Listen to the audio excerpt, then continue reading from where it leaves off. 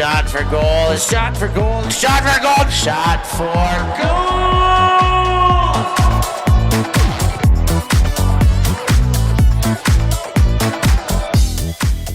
Good morning, good afternoon, good evening, depending on wherever you may be tuning in from, and welcome to Shot for Goal. I am your host, Stefan Rapazzo, and it's my pleasure to be alongside my regular sideshow here, Noah Brinkworth. No, we're going to bring what's happening in the world of Ultimate to our viewers, as always. How are you today? I'm good. We really do have a show from all around the world, Steph. It seems like a lot of countries are wrapping up their national champions, deciding who's going to be going to WUC 2026. Yeah, wild. These big wild cards, the allocations, the bid allocations are on the line. And we're kind of trying to keep our finger on the pulse. We're like, hey, let's talk to some of these people. And love to be able to use the network to talk to one of the greatest in the game, Manu Cardenas. Welcome to the show. Manu, what's happening? Hola, ¿cómo están? How are you? Bien. Where are you right now? I'm at home, finally, Medellin. Okay. And last weekend was Colombian Nationals. It was open and women's. Let's get it started. We got some questions for you. Where was this tournament, first of all? It was in Bogota. Has been there like for the last years. It's not fun to play there though. Okay, and tell us about that. Not fun to play there. Like I don't know if it's hostility, but mad. I only saw the final. I'll be honest. Yeah. I watched Manu play. I watched the Makana play. Congratulations. Spoiler alert. Makana are the champions. But let's talk a little weather first, and then we'll talk about your praising your team. That final looked mad. Yeah, I mean, like, that's the thing in Bogota. Like the weather is hard, and it's also like the altitude. It is 2,400 meters. Like the altitude is like kind of unreal Frisbee. Like the Frisbee just goes so fast, and everyone can throw out there when it's not windy. Yeah. But yeah, and also like it is, I don't know, like 3 minutes after, like, I mean, it is sunny day, and then like 3 minutes later, it is like raining. And on Friday, we had a game. We were playing against Eriksson, our first game. It was so sunny, and then one moment to another, it started raining, and then it started. I don't know what is granizos, like the ice, hail, like hailstones. Yeah, and that was like holy fuck. So like that game got like canceled, and we won like 7-5. But yeah, like the weather is crazy. The thing is, like, I mean, I don't know, but like what they say is like there is not like a lot of like venues that can like host a tournament like that big, and like it seems like the only city that is able to do is Bogota. But it's boring. I hope like they change the place next year or something. Okay, well, I mean, you hope they change the place so you maybe get a little bit of better conditions. You don't have to go through 4 seasons of weather. But it is a nice spot for you because you get to bring championships home from it. This is the second Makana championship, if I'm... Third. I am sorry. And that's 3 in a row, the entire existence of Makana? Yeah. Okay, tell us about your championship run. What was like your quarters, semis, and then finals? Who did you play? Okay, we play in quarters. We play Karma. Okay, it wasn't that many teams. Like how many? We were just a women's team. Okay. So like the crisis of the federation, like definitely like it's harder like the women division, and also like another like factors. And so we just like have like pool play of 4 teams. We have Aerosol in our pool, Soul Lions, and Makawa. And the other pool was Revolution, Bamboo, Karma, and Fuerza Natural. So like we beat Aerosol in that like kind of like crazy condition like game, like 7-5. And Revolution lost against Bamboo. So like that changed Revolution this side to the other side of the bracket basically. So Revolution, were they were the 1 and 2. Makana was 1, Revolution was 2 for seeding. I No, Revolution was their first Okay. season because And is like that based on last year's championships or this year's season? yeah, last year Okay. championship like Revo ended there. All right. Yeah, so we had it as Revolution lost against Bamboo, so we had it like to meet each other in semifinals. Um, so like that was like really that definitely my favorite like game of the weekend. And Was it's it so was it close competitive. score? Yeah, it was 15-13. It was really good game. It was such a good like we start early like with some breaks and like that gave us like the advantage almost like the whole time of the game, but like at the end like they broke us twice, so they kind of like recovered a little bit. So like yeah, but it was like really fun, like a lot like big plays, and they play well.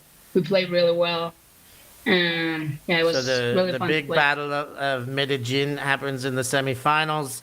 Hmm. How many WUCC spots were there for women's? Three. And now I was not sure, but who won the bronze medal match? Revo Okay, won so that. Revo are Yeah, going to yeah, WUCC. yeah. Woo! They I qualified. talked to Noah and I was like, I I don't know. think Revo's going to WUCC. So Noah, Yeah, I'm wrong about yeah. that. That would have Uh, been crazy. I want to ask anyway, Manu. I heard you in interviews when this Makana project was starting, when you split from Revolution after the 2022 victory, that you said part of the purpose of this was to create a more competitive women's division to develop women's ultimate in Colombia. I was wondering if you could reflect on, do you think the Makana project has led to that, and how you think these Colombian teams will do at Worlds in 2026? So that's such a good like question and like way to go. Yeah, I mean like definitely like seeing like back like when we started like 3 years ago, and like seeing like where the teams are or like even like some of the starters player of the team that keep like the path, like seeing like how good like have they have like being and like how good they are playing. It's just like that small win is like okay, that's definitely like something like to celebrate, but also like something like to feel happy about and like being able because like I think Revolution had won like every nationals until that one, but now like we do even have like we have like super competitive like semifinals which like in the past I think it was like mostly like just like teams like just like preparing like to play against Revolution and like to see like who was going to be the second team. So like definitely like them in terms of like quality of like competitive in Colombian women division, like definitely like I mean like the last like 3 year has been like crazy for the women division. Like the first year like first semifinals against Revo and then like finals again like Aerosol like in Universe Point too. And last year like Aero like beat Revo on semifinals and like yeah, we have like played like the three finals against Aero, so like that have been like already like changing that side of like the competitive in women's division. Definitely like there is like a lot of work to do in terms of like getting to like more teams to compete like or like I don't know like competitive tournament will be the word, but like at least like being able like to compete like with a larger number of teams in Colombia because like I feel that for right now, except for two tournaments that we played with Makana, we have played with different teams. But besides that, has been like the same like a team like at the same time. So like yeah, we want like to keep focusing on like putting like the competitive frisbee like higher and higher, and like getting more people into that. And then like passing into like the how good I think like the 2026 team is going to be. Um, that's where I put like all of the focus on right now. Like even like when we play against each other, we're like start making jokes like to the other team like, hey, we are going like to play not the that wars because it's like we know that we need to get people from everywhere. And I mean we already know that there is so many good people in Colombia also like uh, yeah, like not just concentrating one or two team, which had like passed in the last cycles. So like yeah, that would definitely us like to dream about like having a like a team Colombia that's really wide in the talent and resources. right. Uh, Amazing. I definitely see the parity being more competitive landscape, more teams being able to compete. We saw Bamboo and La Septima as well as Aerosol at Windmill playing in Europe this year. Everybody's trying to get more reps. It's more balanced. We'll see how we do at WCC. I've also got questions for you about whether a potential Molly Brown WCC bid and a Makana bid, what that would look like. Do you know if they both qualified? Have you made a decision, or would that be a decision to make later? It's definitely like a decision like to make later. I definitely have like that profile, like, a little bit more like. Okay, we'll wait and see. Yeah. Men's division quickly, champions and finalists. 40 at one. I think they haven't won in like a couple years. So they were like really happy. And the second team was Makawa, Cantor's team. Mm. I will say that was Batman. a surprising one. Yeah, Okay. that was surprising like team to qualify. Okay, so they knocked out Oso probably? Was Oso... No, they knocked Evolution, which is like the main team from Revolution, which is like Rama is in there, and Kandamil, that's like some like war games players. And they were having a really good season. Evolution, like it was, surprising, or I was expecting and there a little was bit. 2 WUCC bids for Open? Yeah, and so 40 finalists. eliminate also. So like also didn't get a bid yet. Woo! I know. Unless there's an extra. Yeah. Okay, Manu, we got a long show. We're biting off more than we can chew here, so I'm gonna get you in, get you out. I hope I can get you back on the show again soon. We love you. Thanks for filling us in on Colombian Nationals. Congratulations to Makana and to you for becoming champions once again. And we'll be watching you in a few weeks in the US anyways. So thanks, Manu. Gracias. Peace out. Gracias, Manu. Manu, absolute legend, as always, Noah. It's kind of good to get our finger on the pulse from all these other places. And Noah, I had a couple of interviews this afternoon, and we're going to go to the tape here because we checked in with Soumya Gascon about what's happening in Indian Ultimate, and we're going to go check that out right now. Thanks for sitting tight. Welcome to the show, Soumya Gascon. We had a big tournament in Indian Ultimate, and actually there's a format of Indian Ultimate that I'm not too sure about, so that's why we've got Soumya here. Soumya, where are you right now? Where are you taking the call from? I'm taking this call from Bombay in India. Okay. And so we had regionals happening last weekend in India for most of the regions. One region had it before. So India is starting its mixed season, which has regionals, and then in December we'll be having nationals. Okay. And so Open women's grass season is a totally different time of year then? Yes. So the seasons are at different times in the year. So this year we are having the mixed grass season with regionals in October and nationals in December. And then we'll have the open women's grass season that will take place sometime between January to March or April. And we'll also be having a beach nationals, similarly, I think around March or April in 2026. And that will only be in women's and opens division. And I know that you told me just moments ago that there will be 6 or 7 teams at World Beach for representing India, so that's exciting too. Yes. This weekend that just passed was regionals. How many regions were having tournaments? So total there are 4 regions right now in India. Only one region. So basically we have southwest, southeast, north, and then we have west. And the north region had their tournament, their regionals the weekend before, but all other 3 had their regional just this weekend. Okay, and is there a fixed number of teams in each region, or is it every team can go to regionals and then a fixed number that can qualify for nationals? So this year there was a change. Up until last year we had sectionals as well, but considering the number of tournament, sectionals has been cancelled. I mean, there is no sectionals this year, so any team can participate in regionals, and 16 teams are qualifying for nationals, and there is a number of bids allocated per region. And what's the strongest region then? Which region gets the most bids? I think it's south, and I think it's probably southwest, if I'm not wrong. Okay. I'm not 100% sure, but definitely. We won't hold you totally accountable, but you know way more than I know. So yeah, south. So let's talk about the tournaments this week. Were you at one of the tournaments on the weekend?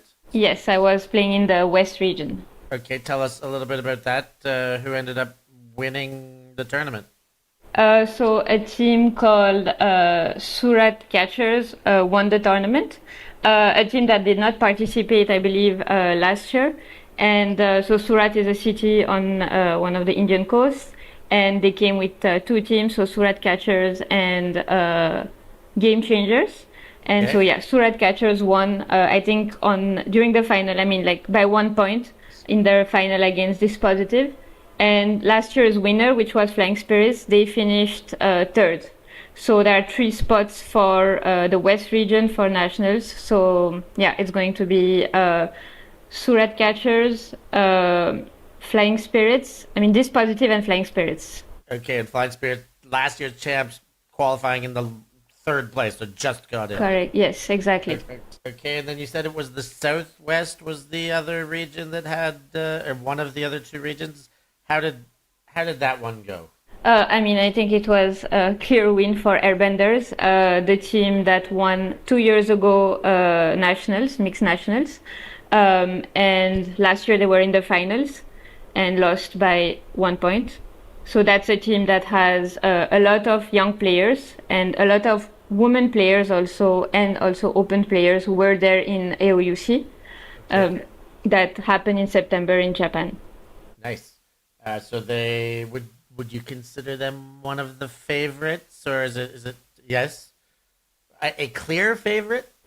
I haven't seen. So I think the thing that happened in regionals this year is a lot of players who are going to be playing in Worlds Beach could not play, did not play in regionals. So I think that kind of changed things for some of the teams. But Airbenders doesn't have many players who are actually going to be playing at World Beach. So some of these players might come back and play in December for nationals. So I think that might have an impact for certain teams. But yeah, I still think that Airbenders will definitely be a team that has been focusing on mixed for many years and definitely has a shot again this year. Okay, do you know the other teams that qualified in that region? Yeah, so I think the second team is ATC, Air Traffic Control. And the last one, I'm just checking. Yeah, so then the second one, I don't have it in order, but another team is Disco Divani. Another one will be L2F, Learning to Fly. And yeah, I think, and Phoenix. Phoenix so also. This was a big region. This has yes, 5 qualifiers. Okay. And then we move over to the southeast. What do we know that happened in the southeast? Again, I think this is another region, so where a lot of beach players are going to be coming from that region. And so one of the favorite teams is Airborne, which didn't play this year because most of their players are going to Worlds. So they weren't there, but another strong team, Fly Wild, won the East for Southeast. So yeah, that's another very strong team. And yeah, apparently, I think the fact that some of the players weren't there apparently changed, is what I heard, changed the game of some of the teams and, changed the distribution of and involvement of certain players in how games were going. Yeah. Okay, and the remaining region, is that the North that happened last week, you said? The weekend before. Correct. And this is a team that I think I saw this year in Dubai who ended up winning. Is that right? GKMAD, so a very strong program that has been going on now for quite a few years. Again, this team also had quite a few players who were there last year in Australia for WC.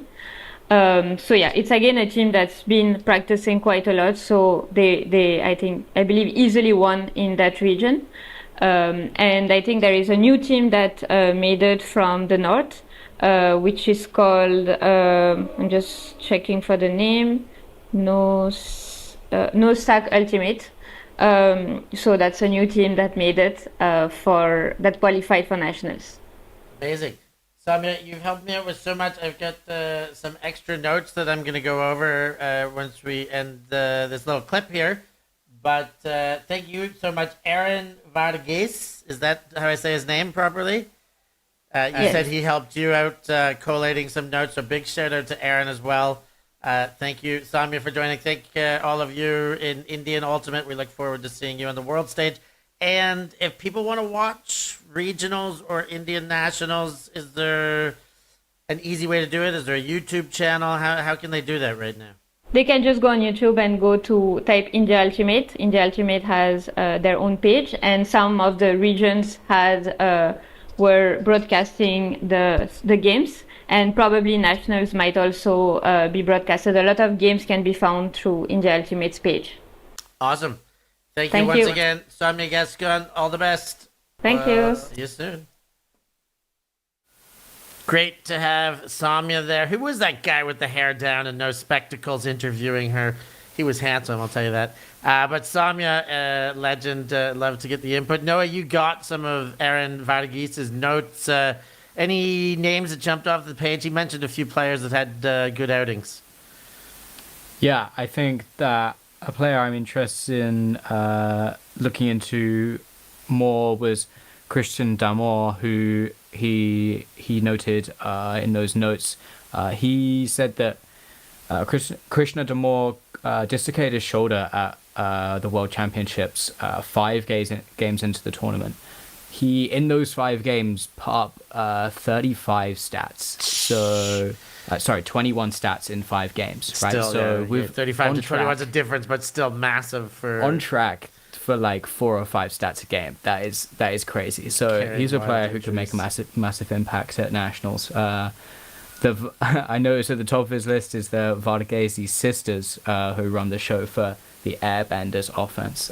So I'm excited to check out the national championships in December, and also excited to see this Team India side. I was having a look at the roster, Steph, and a few players that I recognized from that India work team who are so exciting at times, and had were making big plays. We're talking about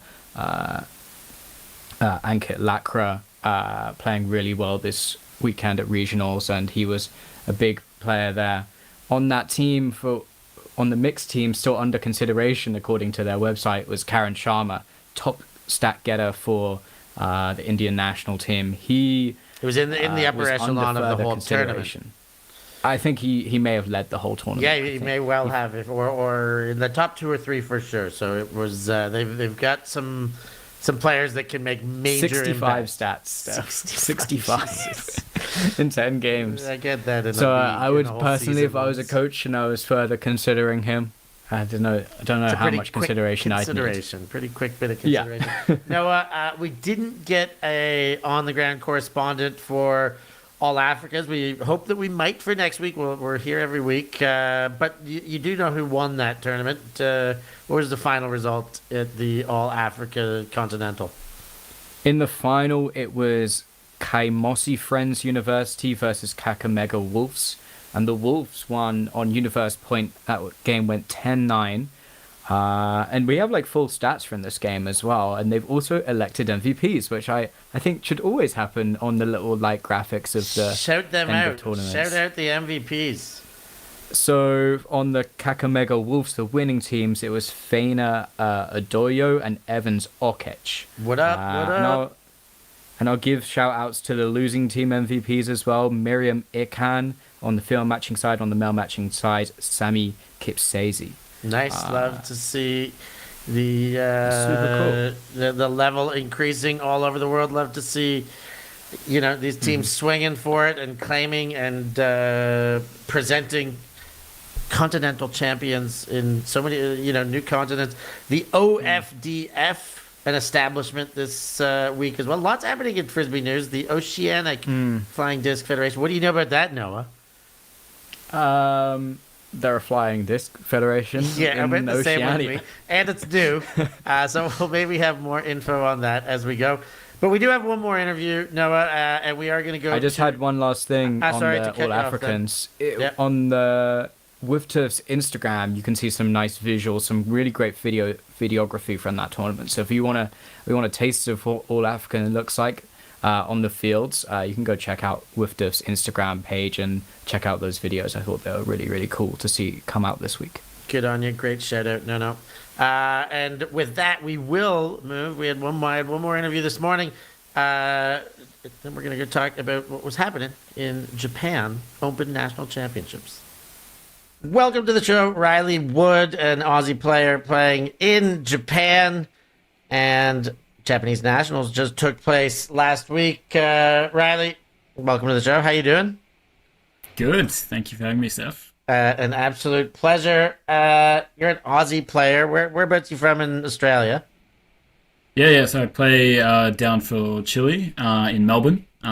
So just kind of came over to Japan maybe about 5 months ago, and it was through Kaida Yoshida, who was playing for Chile the last few seasons, who kind of got me the link in with the Japanese ultimate scene, and then she recommended I go play for Nomadic Tribe, and so when they said they were willing to have me, I kind of joined them kind of halfway through their season, but I've been training with them since about May. Awesome. And You're in Tokyo now then, is that correct? Yeah, The Tokyo. Tribe is a Tokyo team? yes, a Tokyo-based team. Amazing. So Nationals just went down. Open division only. I guess women's is next weekend. Yeah. Where were Nationals? So Nationals were up maybe about 2 hours north of Tokyo, in like near Fukushima, at the national club where actually the national soccer team train. So it was quite a cool facility. They had like a big, indoor dome and a bunch of outside turf fields that we played on. Cool. So mostly artificial turf or all artificial turf? There was one field that was grass, but the rest were all turf. Yeah. And how many teams were invited or qualified for Nationals? Yeah, so it was 12 teams, and they were from mostly like the kind of bigger cities, Tokyo, Osaka, Nagoya, and then Nationals just was over 2 days here in Japan, because a lot of people can't get the time off work, and so it's only 4 games, like straight away into knockout. So you go through 4 games. You got to win all 4 games to win. Okay, so no messing around. Everything starts immediately. How many WCC bids were available for Japan Open Division? I was talking to a few of my teammates about this and asking them, and they all seem kind of unsure for some reason. I'm not sure why, but they said probably 2. Okay. So going in, they knew that they needed to at least make the gold medal game to have a chance. Be guaranteed a work spot. Right, and then maybe some extra allocations afterwards. Yeah, they were kind of unsure, but they said 2 probably. Okay, let's talk champions. I think this is pretty much why I got in touch with you. I know, in fact, Nomadic Tribe won. Who'd you play in the final? Tell us a little bit about the championship game.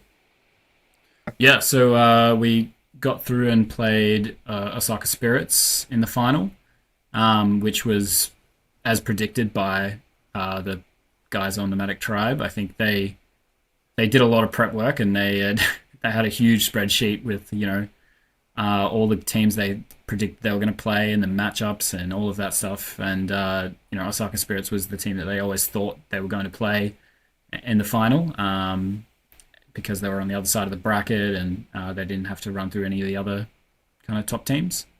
And so yeah, we ended up winning I think 15-11 or 12 in the end. So it was close-ish, but it never felt like it was too, in the balance, to be honest. Right. Kind of took the 3-point lead. win is not quite comfortable, but in the end, once No. it's over, it's if it's not universe, it seems like there's a margin there anyways. So congratulations. Osaka Spirits, I guess congratulations to them. They're going to WCC.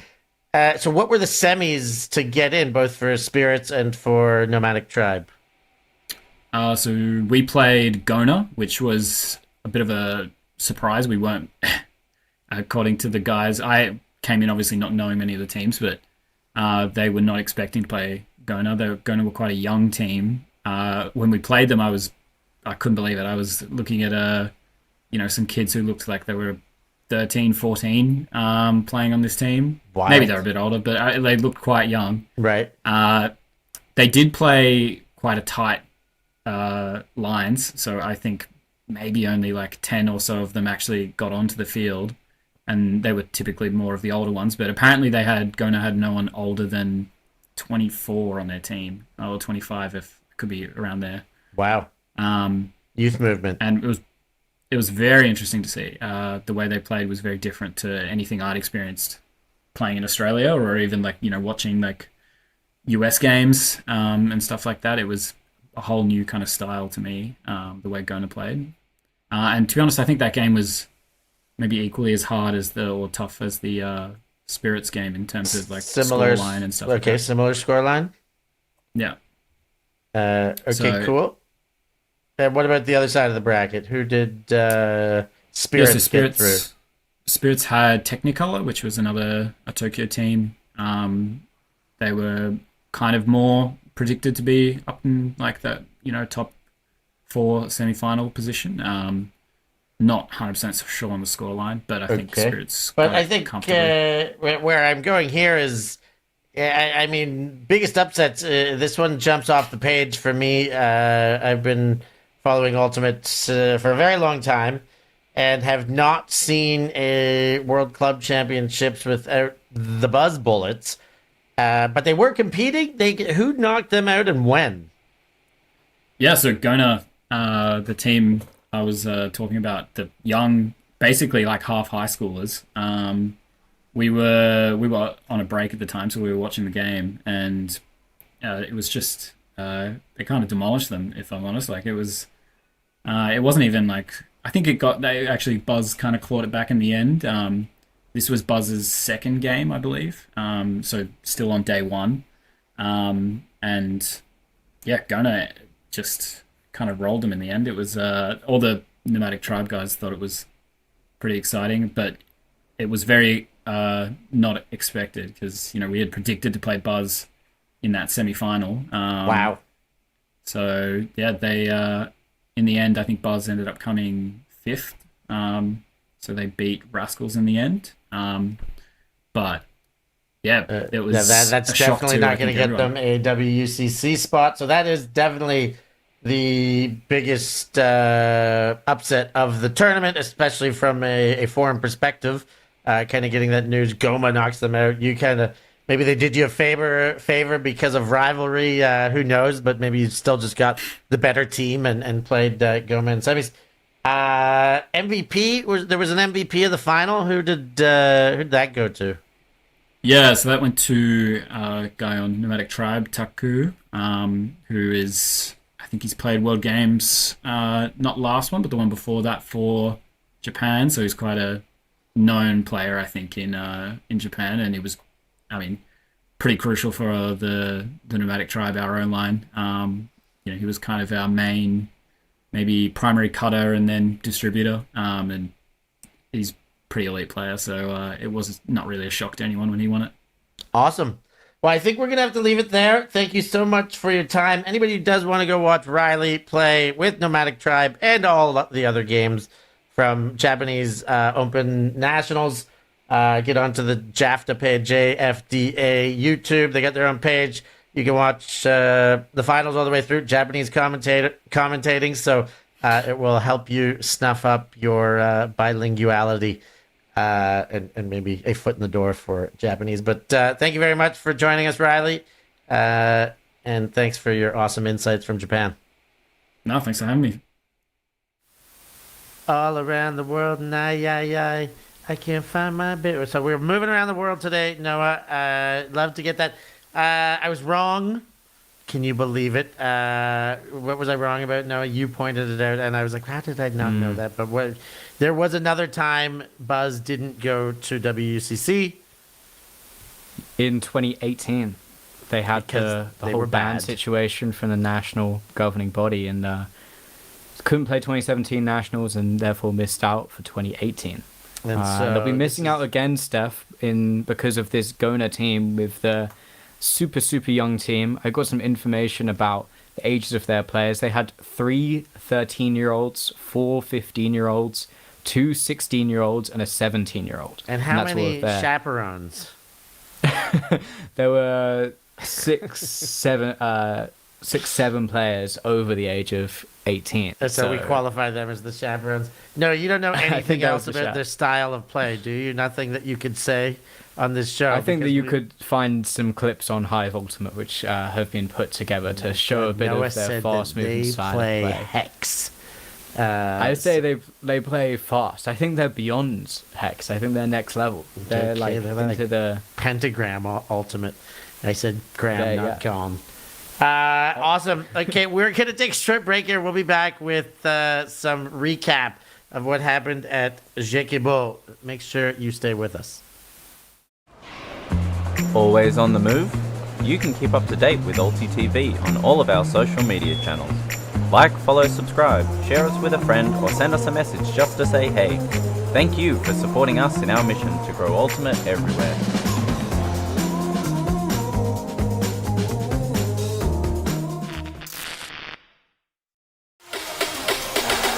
Oh my goodness! That is unbelievable! And traded the net and made for it! That was absolutely incredible! Well, welcome back to Shot for Goal. We are continuing on our global tour, but before we leave Japan, we should let you know that we have Japan Women's Nationals weren't this weekend. They're coming up next weekend here. We might get a special guest, Steph, to talk about it next week. Oh, for sure. We're going to be scraping around the globe to get correspondence. I mean, that's what we want to do always. If we don't know ourselves, we want to be able to bring somebody in who can tell us what's happening at every stretch of the earth, every corner of the globe, to make sure that you, our wonderful viewers, know what's happening in Global Ultimate. Noah, we were in Valencia. We know damn well what went down there. I showed you a trophy.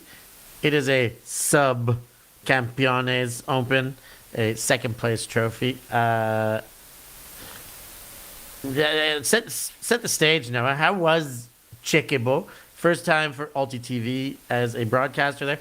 First time as ULTI.TV as a team in the open division there.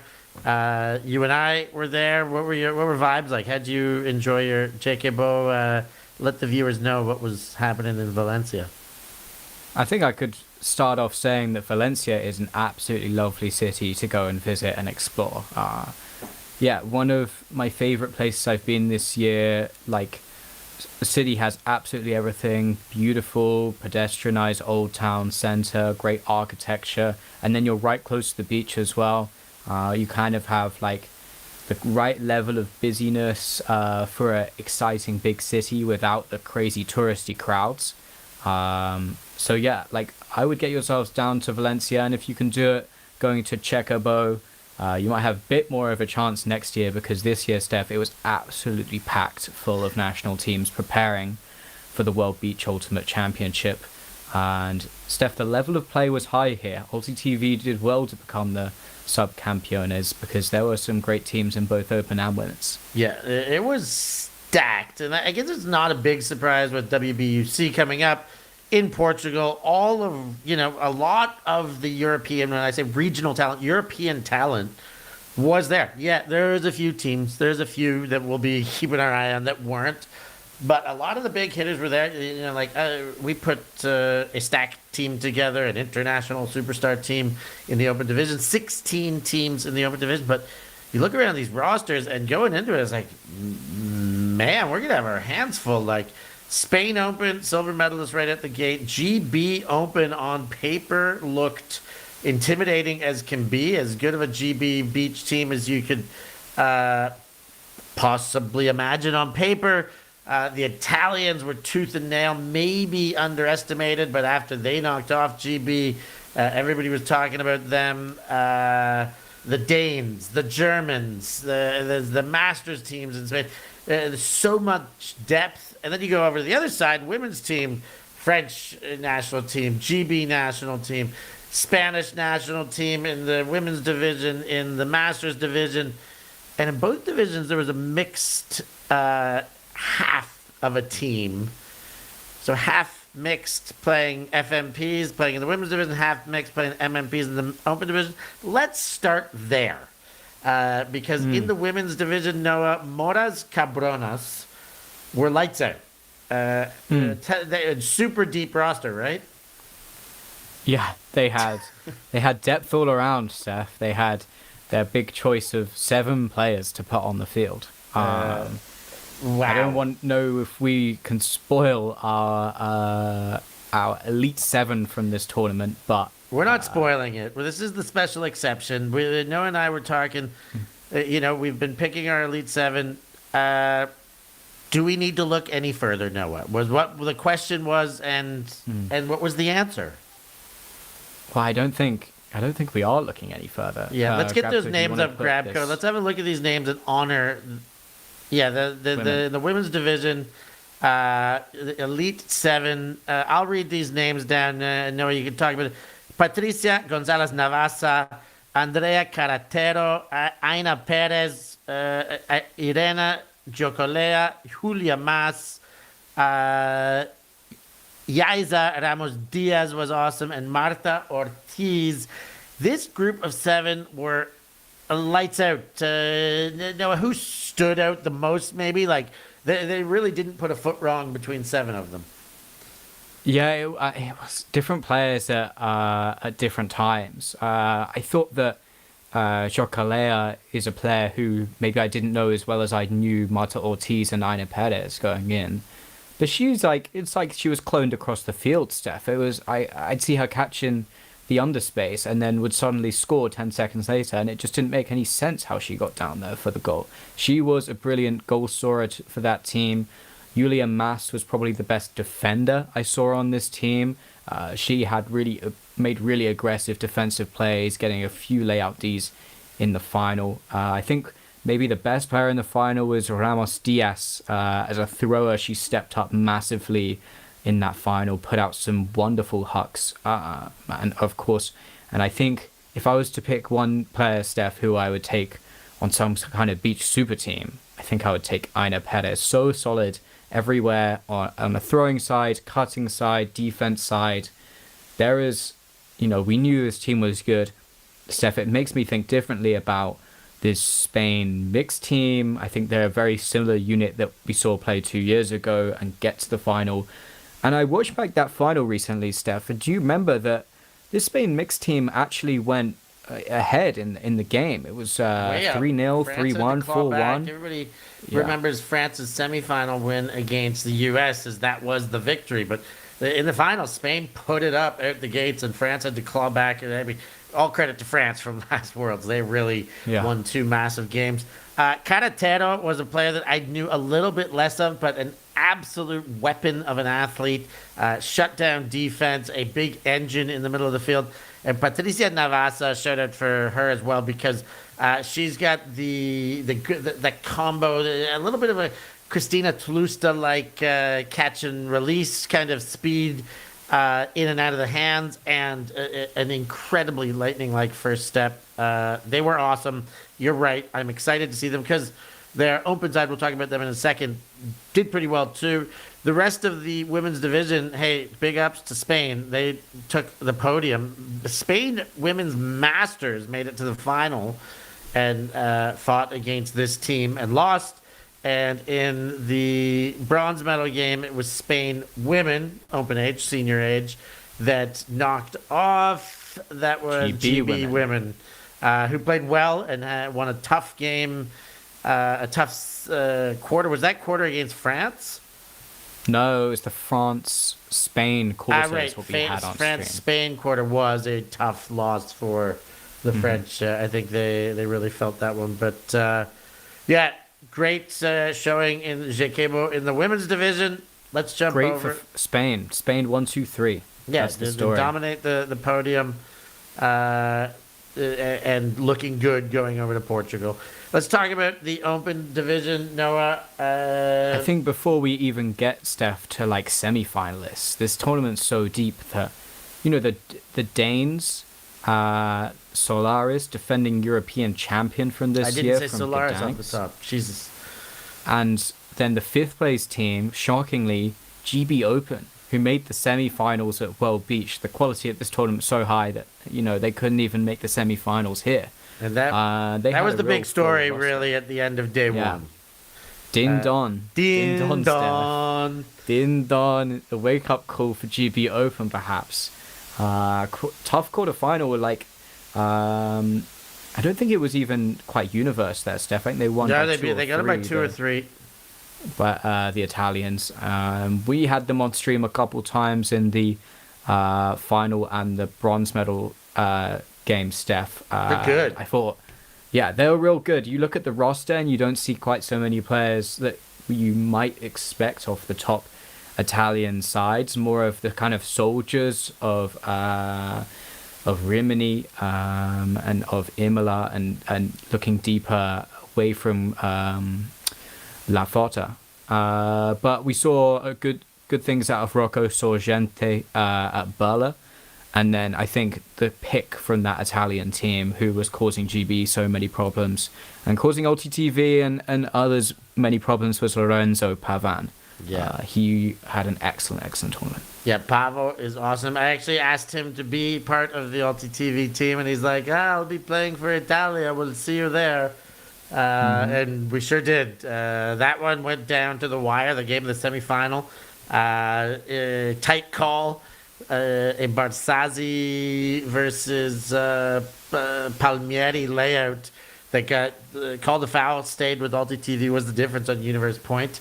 Contentious, but that's the way the cookies crumbled. I think it was discussed and as amicably, quickly decided on field. It was just a battle back and forth. ULTI.TV certainly like to keep high drama in their games and have late comebacks, which is not good for the fluttering hearts of the commentators. But it was really good for the fans and the level of ultimate. Now, what did you think of Team ULTI.TV? Steph, they really outperformed my expectations.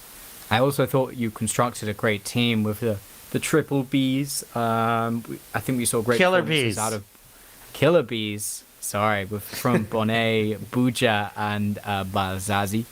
Barzazzi of the European Championship. Bonnet not so hot of the European scene.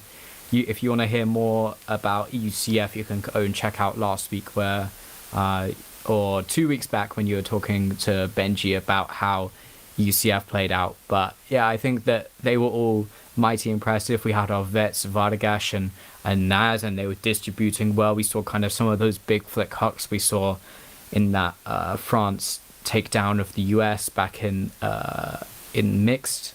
We obviously know that Bonnet this time will be taking his talents to the open division. I believe Naz is playing mixed this year, Steph? Naz played mixed masters. Mixed masters this year. Yeah. Okay, great. And there was we also had some players that maybe you weren't quite so aware of. Yeah, besides that group, who was your next pick? If you were to take one or to give one shout out of it, because that was like basically, you know, Bonnet and the vets were captains. I think Barzazzi and Buja, if we had a stat sheet, those two would definitely be the top two on it. After that, there's a lot of soldiering, a lot of players who were asked to play a bit more defensive roles, and yeah, what did you think as far as that next run went? I think the final, if you look at the final, there was a clear next player, and I think that player was Shane Corcoran. He was excellent in the final, made terrific plays when he was asked to on both sides of the disc. And yeah, I thought his name was Corcoran. Corcoran. Sorry, Larkin.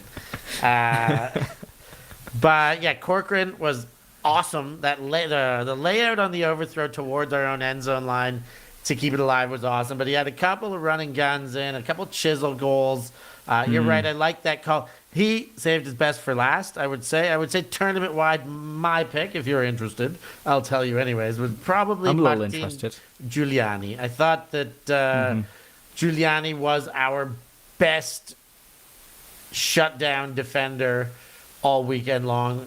He was getting the toughest assignment almost every time and was doing a hell of a job on it. He got Spiegel early in the final, and that we ended up trading around on Spiegel because Spiegel. But he was probably as effective as anybody, and I thought when he had to integrate himself onto the offensive side, he was effective. I totally agree there. He had an impressive weekend, Steph. Yeah, sweet. Let's talk about the champions. It was a great final. Spain Open beat ULTI.TV, us, the streamers. Yes, the streamers have a team. In the final on Universe. Awesome game. A contentious call at the end of that one, too. And ULTI.TV did not get the benefit and then went on to lose. I think we got some highlights from that game. Let's take a look at those. High pressure on the sideline. Buja fires, and Corcoran makes a heck of a grab to keep that alive. Ooh, there's that one. Mbe Vogel wanted to send deep, held off, now does, has Bonet. Have those two ever connected? I think at least once. That'll make it 2. So Romano will start. They've gone deep looking for Monuz. And is he behind Buja? Yes, and he makes the play. On the doorstep, Spain with a chance to break, and they do. Leveling the game, 5 apiece. Buja and Bonet exchange again. Barsazi gives a cut and looks good. This is a break for ULTI.TV. They're back in front. 7-6, taking half. They don't need to be perfect, and they can play defense if they turn it over and get it back, because that's what they have proven unable to do. And they're still going for perfection. And that bid by Vargas, defying the odds of flight. Oh my goodness, could that be the spark? I couldn't get my words in. Back to Bonet. That was probably the play of the He goes to Mine. That Vargas layout. And Mine shoots, looking for Barsazi. What a take! David Barsazi, the businessman, comes down with another one. And that's a break to put it back within 1. Made from this game. What is your average clipping per game normally? Quick return, Bobinet leads. Buja goes the other way, and that's a break to take it to 10. It's all tied up. Spiegel winds up the hammer, goes back to center. Astre not in. Jeroen and Spiegel hops the feet back, and at 11-10, it will be a game to 12. Barsazi comes under. Buja's gone, and the throw goes. Barsazi sends, and it's picked off by Jimenez. Romano back to Diaz in the end zone. Swipes and then shoots deep. Jimenez is there. It's floating. Oh, no. Chance to win. And knocked away. Buja gets it back. Jimenez went up just a bit earlier there. I think he gave the opportunity for Buja to make the play. I think they tried to take a timeout and realized they don't have one. And now Nas is going to shoot. Bonet is the target. And that's going to work. We're going to Universe Point. Monterde goes back. Jeroen goes around. That's taken away by Bonet. Back to Nasser M. Vogel. He floats one up. What do you think of this throw? Bonnet can't handle it. Falls away. Now, if And you there's watch a that call potentially from another on angle, this. you look at right there. we Bonnet didn't gets see there that. and takes position, We but saw they that are angle. all still There moving. was It's a not like heavy any bit of one of them contact was stood still. contested. They've contested on the pitch. Nasser M. Vogel will tap it in. Let's Butcha forge back on to the Nas. semi-final call for sure. Nas, eyes upfield. And he goes the wrong way. And retribution perhaps. Spiegel jacks it. Is it too far? It is not. Spain Open are the winners and take it off of the error. 12-11. They defeat ULTI.TV on game point. A spectacle of a match. Wow, That was fun incredible. To go back there. That was a wild game, wasn't it? It was awesome. Spain look fantastic. I think they're a side, Steph, who really could threaten the US men's team's dominance at the World Beach Championships. You know, there's only been one World Beach Ultimate Championships where a US team hasn't lost. It was the very first one in 2011 in Italy. And there's only one division of the seniors where a US team hasn't lost, and that's the men's division. The mixed team have lost twice. They've had 2 third-place finishes. We had that famous game between the Russian team in 2017 versus the US women. The US men yet to lose, and I think that the Spain Open team has a great chance of becoming the very first to do it. Yeah, they looked so good. I think before this tournament, you would have thought GB too, but they let's hope they got their wake-up call. Italy will be a fun team in the hunt who played Spain to Universe Open. And I'd say look out for Belgium. They will have the secrecy going in, but will they have all the reps? They've definitely got some names on that roster. But Spain definitely will be leading the charge. Noah, we picked our Elite 7. Go on. A final thing about this Checkerbow tournament. Hit it. What a place on to watch some beach ultimate. We were right on the boardwalk there, Steph. Discs, errant pools were flying into spectators at times. We had a great layout D to protect the disc and not let it head a kid. But I think such an amazing place to play for the growth of the sport, because everyone can see what's going on, seeing that we've got a wonderful international spectacle of play there, Steph. Yeah, it was great for finals when all of the other teams were watching on the beach side, looking back to the boardwalk. Walkers and passerbyers would stay for, either slow walk the length of the pitch, stay for 5 minutes. Definitely lots just pulled up, enjoyed the spectacle, took a seat and watched the whole game. It's pretty cool to see the magnetism that having a final on a beach boardwalk could bring. And it is time, Noah. We will put our Elite 7 up. This time, we could not just pick Team ULTI.TV nor Team Spain. There was enough talent all around. Run them down for us, No. We've got Elliot Bonnet and David Barzazi from Team ULTI.TV. From Team Spain Open, 3 representatives. The newbie, Sebastian Spiegel. King of the Beach, Francisco Romano and Alvaro Monterde. From Dindon, the wake-up call team, Lorenzo Pavan.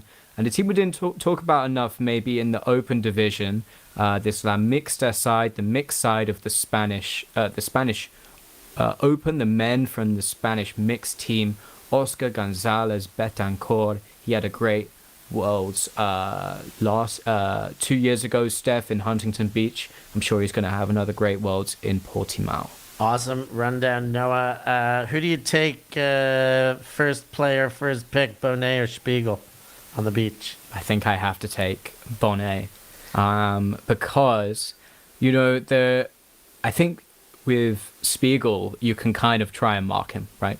You fail, but you can try and mark him. Bonnet can throw, and people don't understand how well Bonnet can throw. You can see his pulls to work out how good of a thrower he is. But the perfect thing is he's so great with the disc, and everyone is too scared of him deep and will give him free unders. So he takes some nice yards, gives you 15 yards, and will throw you 15 yards forward, and then there's not much space to go. Bonnet, Steph, we were talking about whether he's the best player on the beach in the world.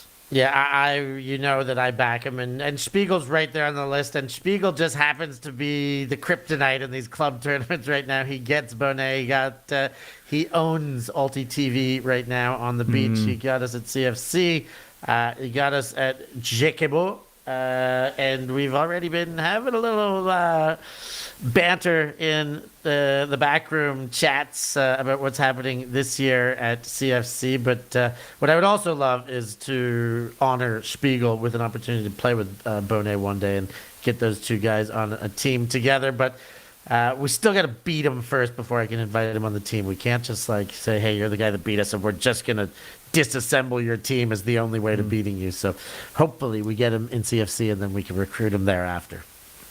And I think this is a question about the Spanish Open team. We have like the fast play of players like Alvaro Monterde and Francisco Romano. Romano had a brilliant EUCF with La Fota, by the way, who had an underrated tournament, just losing the one game and finishing in fifth. Yeah. He looked great there. But Spiegel plays a kind of a different tick. Maybe hits different beats to the rest of this Spanish Open side. And I think they were integrated well, but I'll be interested to see as the pressure ratchets up if they have the kind of same bailout look options, if they're looking for the same big yard gaining throws, trying to attack the same space in the same way. Great players all around, but an interesting, a different kind of vibe to the Spanish Open team for this cycle. Indeed, well assessed there, Noah. As per always, I'm very excited to watch the Spaniards at WBC. That's a good underlying finish to this conversation. They've got a great style of play, a lot of great players. It's always fun to kind of give props to the players that we see making the best plays and the most impact at these tournaments. So congratulations to those 7. Noah, we've been around the world, and I think that is going to wrap things up for the day. Thanks all of you for joining us. Thanks to all of our guests for joining and contributing. For my man Grabco on the ones and twos in the background, getting the production done, and for my sidekick here, Noah, No Brinkworth. I've been Final call from me, Steph. Final call from me. If you are a part of a national federation, if you knew what happened at your nationals tournament and it's been happening over these couple of weeks, let us know. Get in touch. We'll set up a little interview like you saw today. We want to know what's happening in nationals all around the world, and we want to work out who's going to be representing at the World Club Championship. So hit us up on the Instagrams, ULTI.TV, Steph Patso, all of those good things. Tell us what's happening where you're at. Don't wait for us to come find you. Come tell us. Make yourself known. Let us know who's winning, what's winning. Grabco, give me the music again. Grabco? Uh-oh. I think the ending music's already done. Here it is again. Ending music is back. For Robert Grabco, for Noah Brinkworth, I've been Stefan Rapazzo. Thanks so much for joining us. We'll catch y'all next time.